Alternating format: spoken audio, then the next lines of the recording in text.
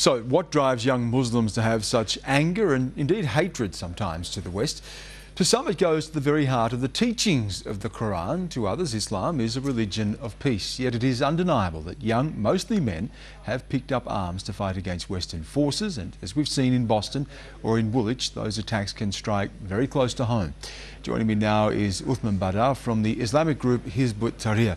Nice to have you here, Uthman. Thanks, when we Dan. hear about alienation and we hear about men being radicalised, what drives that? I think there's a number of factors, but I think fundamentally the factor I'd like to point out, because it's ignored, is the policies of state, both foreign and domestic. But in origin foreign, I mean, particularly because as far as Muslims are concerned, there's a concept of a transnational ummah, a nation. And so therefore something which happens to Muslims in Iraq or Afghanistan is not something that's foreign. And this idea is perhaps so if it strikes one Muslim, it strikes all Muslims? That's right. That's the concept, politically as well as spiritually amongst Muslims. And yet we see conflict between Muslims themselves you as have well. that, of course. Sunni and Shia. Of course, I mean, Muslims are human, they're fallible, but this is the idea which is a bit different from the Western conception around nation states. But fundamentally, I mean, the point is, if you're going to continuously for such a long period go to war, support dictators that make life hell on earth for people, drone attacks that kill children, you know, this is what in origin creates the alienation and the anger, the grievance.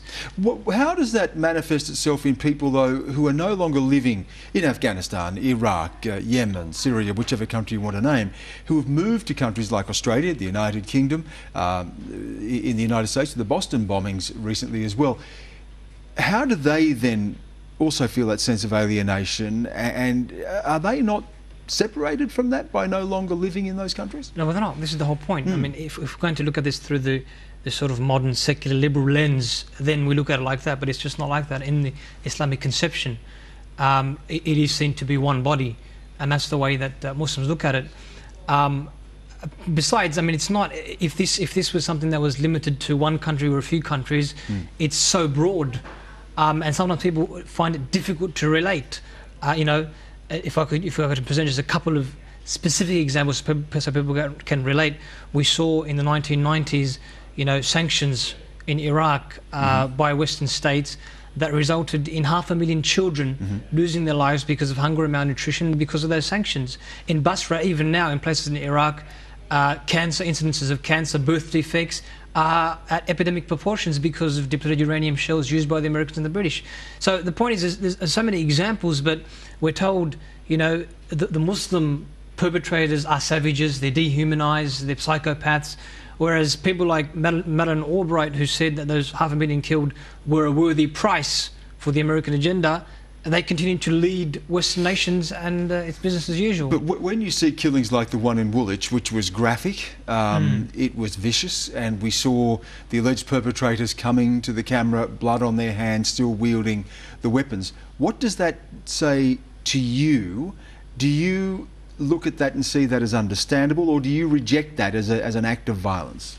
Well, I see two things here, again, to keep the focus in the right spot. Number one, I see that the condemnation should be for the British policymakers who, because of the oppression of Muslims abroad, have brought violence, not for the first time, to the streets of Britain.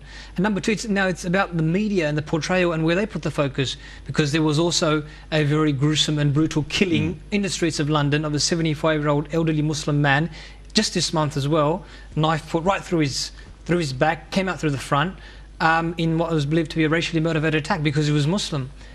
But I can wager, if I were a betting man, that most of you would not know about that, or about the British soldier in Afghanistan in 2011 who killed a 10-year-old child because he was pestering him for chocolate, put a bayonet straight through his kidney.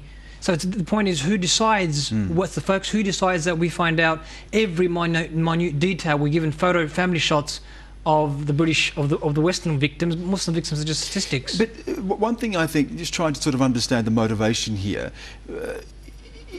any death like that is senseless. Any death like that is a tragedy. Yep. But is there? I'm looking at the justification for this. For people who are brought up in Britain, who have been living there, as apparently these perpetrators were, to carry out that sort of an attack, you're not saying that is justified. That sort of killing is excusable? Well, we've been quite clear that innocent people cannot be targeted. But this is the whole point. I mean, the reason, if you ask me, do I condemn the attack, I would say no, not because I condone it or I justify it, but because I reject this discourse which puts the focus on disempowered individuals and lets those in powerful institutions get away scot-free. That holds the entire Muslim communities responsible, asking them to condemn and apologise and distance, and ignores the greater injustice. I reject the discourse. It's not the act that is justified, it's not. But it's the focus that I think is unfair and unjustified. In fact. Are the two worlds, if you like, incompatible?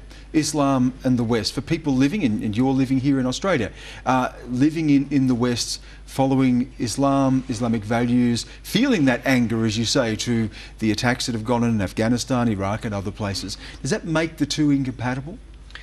Well, it's not incompatible that Muslims and non-Muslims live together. It's happened in the Muslim world for centuries. It's happened in the West. The issue really is not on the individual level, it's on the level of societies and systems. And at that level, yes, there is an incompatibility between Islam and secular liberalism, if you will. But that's not something strange. It's the same as capitalism, communism. You can't have a capitalist/communist state. You can have capitalists and communists living together, whether in America or in the Soviet Union or in China, but you can't have the two. And this is the struggle that defines what's happening in the Muslim world. What we're saying is Muslims should be allowed their own political destiny, while Western policymakers are saying no, Sharia is a red line, even in the Muslim world. It's a red line here, of course, right? And values are imposed on Muslims even here, causing further alienation. But even in the Muslim world, we're dictated to. And it said, no, Sharia is a red line, and we're going to intervene to make sure that that doesn't happen. Now, in the eyes of many people, the red line also would be hacking someone to death in the street who had nothing to do ostensibly with that. He was a symbol. The soldier was a symbol of Western imperialism or Western aggression, or however you want to put that. But that also is a red line. Well, it is a red line, but there's the point. If we're concerned about the violence, as we should be, right, and I understand the outrage because it's a human condition to be averse to this sort of shocking images, but if it's about the violence, then why this fallacious narrative where Muslim violence, which exists but pales in comparison to Western violence, yet we're told, oh, look at those primitive violent Muslims, and the problem is sought in Islam and the Quran. Why aren't we looking for the problem in secular liberalism? Why aren't we putting the US Constitution or the works of the Enlightenment scholars under the telescope to find out where the violence is coming from? Who's killed more people? Whose terrorism creates more destruction, social and economic impact? If it's really just about a body count, that's clearly an argument that could go on forever.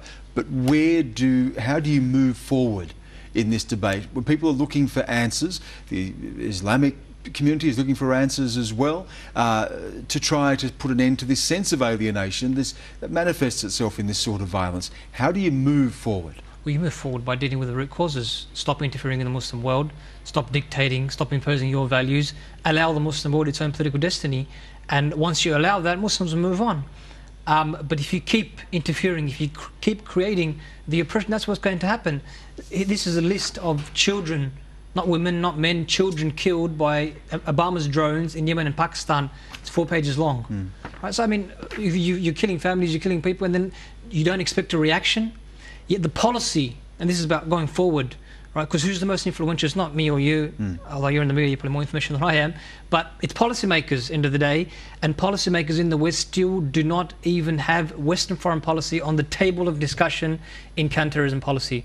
And we're not going anywhere in that situation. Well, it's good to be able to have you on here and have this discussion. I hope we can continue to have this sort of dialogue as well. Thank you for coming I appreciate it.